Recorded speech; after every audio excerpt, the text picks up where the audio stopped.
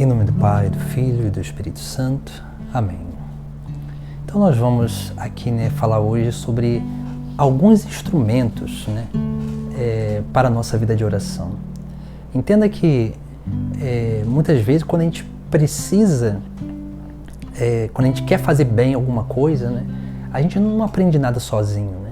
A gente não consegue entender bem a nossa vida se não for através de um mediador, através de alguém que nos ajude a compreender bem as coisas. Por isso que, se nós olharmos bem na história da igreja, nós vamos ver muito bem isso.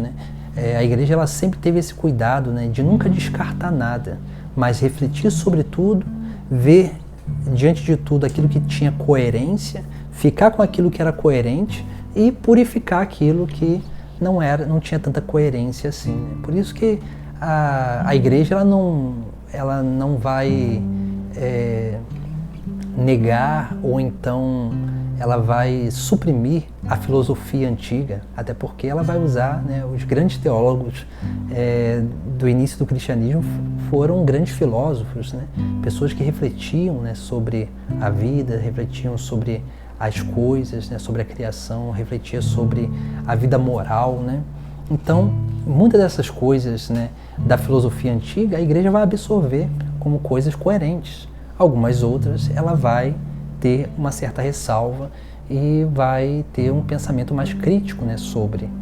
Por isso que, para que a gente possa ter uma verdadeira, uma vida de oração que seja equilibrada, nós precisamos de alguns instrumentos.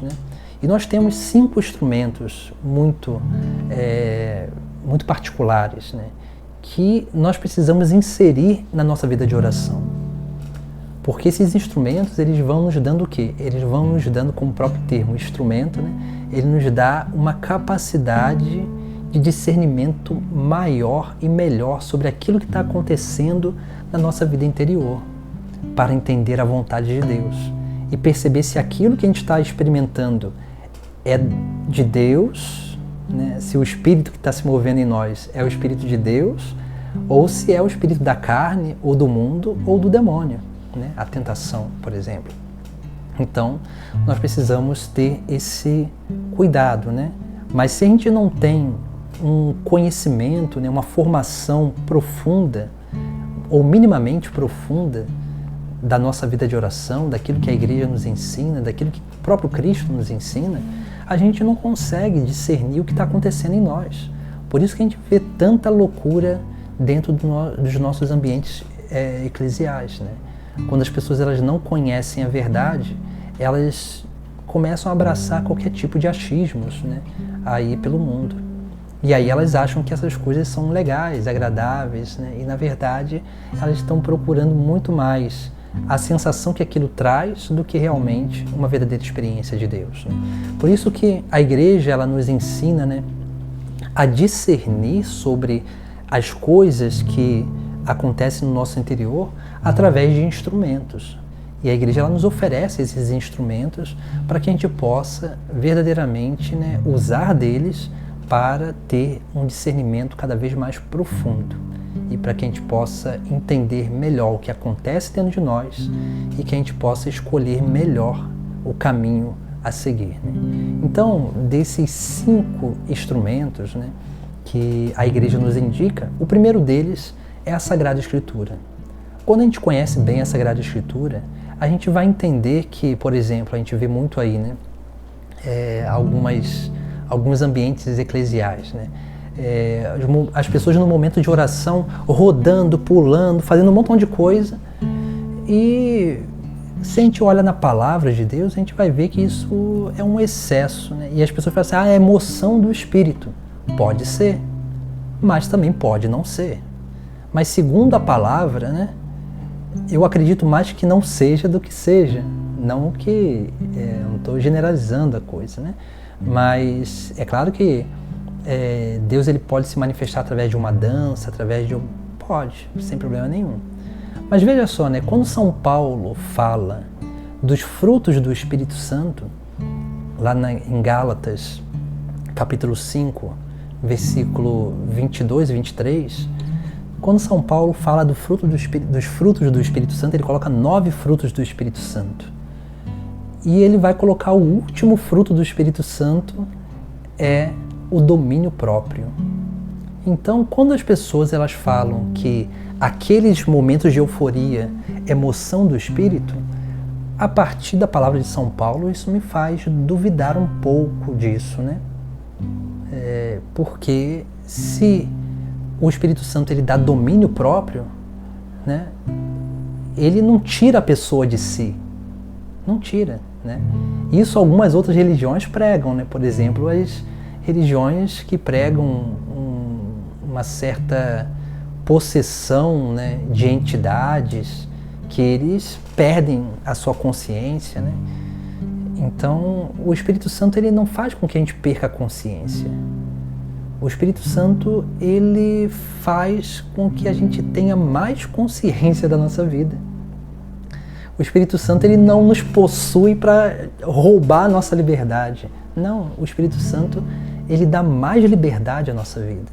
Então, segundo a palavra de Deus, assim, né, me leva, né, a crer e a refletir sobre isso, né? Como eu dizia, eu não estou dizendo que em alguns momentos desses Deus não possa se manifestar, pode, mas como a gente tem visto tantos excessos, né, a gente percebe que essas coisas podem não ser obra do Espírito Santo, mas pode ser obra humana, né? Então nós precisamos ter cuidado, né? São Paulo ele nos dá esse indicativo, né? É como ele faz a exortação também à comunidade de Corinto, né? Onde lá ele vai falar, né, sobre os dons, capítulo 12, né? Primeira carta, capítulo 12, ele vai falar sobre os dons do Espírito Santo ali, né? Vai falar de profecia, vai falar de um montão de coisa, e no final de tudo isso ele vai dizer assim, ó, buscai os dons mais elevados, né?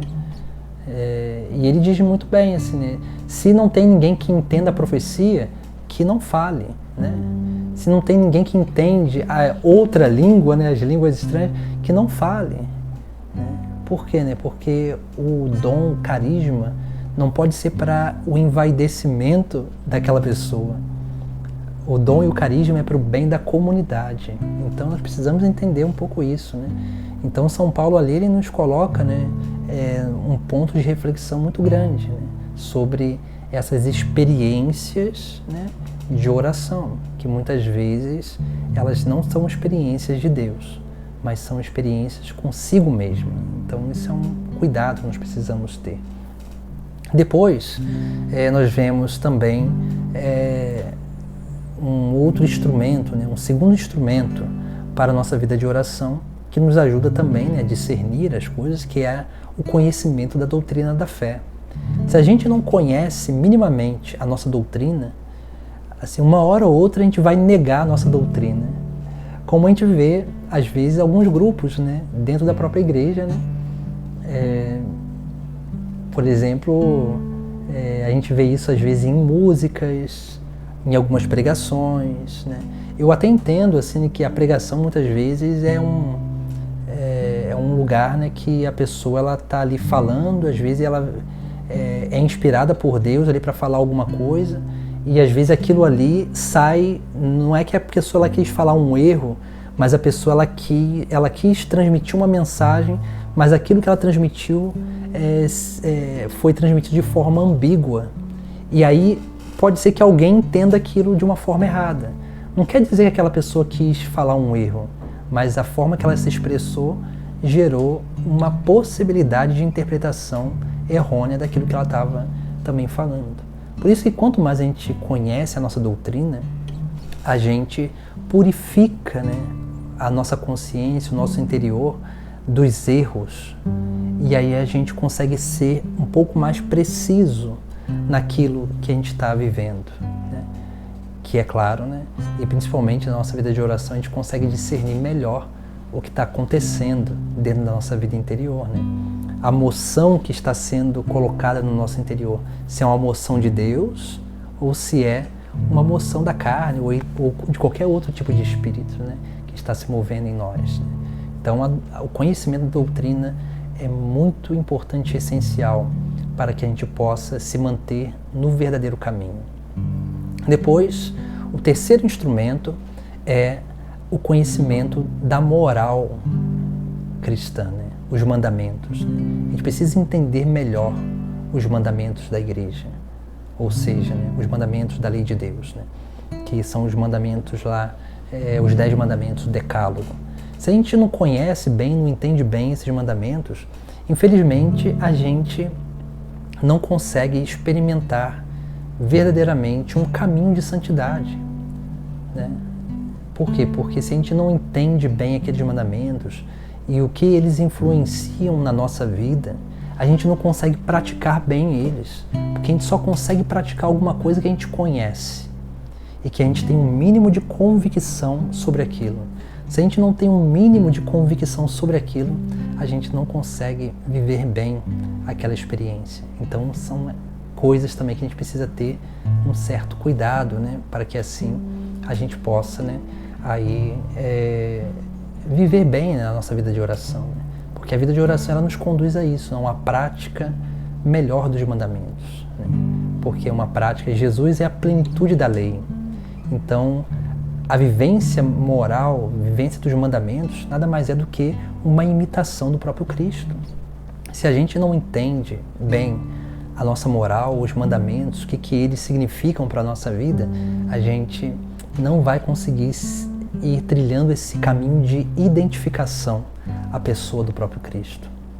Depois nós temos o quarto instrumento. O quarto instrumento são os escritos dos santos, né? As obras dos santos, né? Que falaram sobre oração, que falaram sobre muitas outras realidades na nossa vida, né?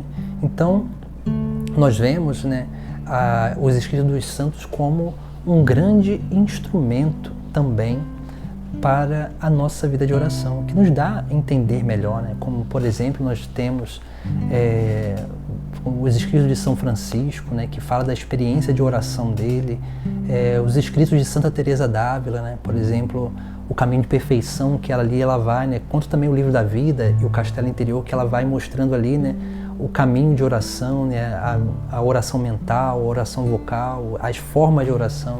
Depois a gente vai ver isso mais um pouquinho para frente também, o ensinamento desses santos. Então nós vemos, né, nos escritos dos santos muitas coisas, muitas indicações de caminho de oração, né? Como nós vemos aí, né, por exemplo, São Francisco de Sales, né, e muitos outros santos contemporâneos, né, São João Paulo II, né, também, São Maximiliano Maria Kolbe, então que nos dão muitas experiências, né, de oração, São Charles de Foucault, né? Então assim, nós precisamos aprofundar nos escritos, né, na leitura da vida, primeiro das biografias dos santos, né, para que a gente possa entender como que Deus conduziu esses homens e mulheres no caminho de salvação. E depois dos seus escritos, né, dos seus ensinamentos, né, que ali eles foram escrevendo, relatando a sua experiência com Deus, né. Então tudo isso vai nos ajudando, né, a ter um melhor discernimento na nossa vida de oração. Tudo isso vai nos proporcionando justamente essa capacidade de corresponder melhor esse diálogo com Deus. E o último instrumento, né, para a nossa vida de oração é os escritos dos teólogos, né? Porque também assim, há muitos teólogos que escreveram sobre a vida de oração. Por exemplo, tem um livro de um teólogo, né, contemporâneo, né, Romano Guardini, né, muito bom, né, sobre a vida de oração, assim como muitos outros, né. Depois a gente vai trazer alguns textos desse, né. Por exemplo, Garrigou Lagrange, também, né, Royo Marini, assim como nós temos também, por exemplo, o irmão Gabriel de Santa Maria Madalena. Então nós temos vários escritos, né, de teólogos, de pessoas que se dedicaram a vida espiritual, né, a escrever sobre a vida espiritual, que vão nos ajudando, né, a entender melhor a vida de oração, né, como aqui, né, tem alguns livros aqui, né, que depois a gente vai meditar também um pouquinho sobre algumas obras que são interessantes, né, e tudo isso são instrumentos, né. Quanto mais a gente vai adquirindo esses instrumentos, mais o nosso coração, a nossa consciência, a nossa vida interior vai se tornando, né, mais dócil à moção, às inspirações do Espírito Santo. E assim a gente vai, né, ali aprendendo a discernir melhor o que está acontecendo na nossa própria vida. Em nome do Pai, do Filho e do Espírito Santo. Amém.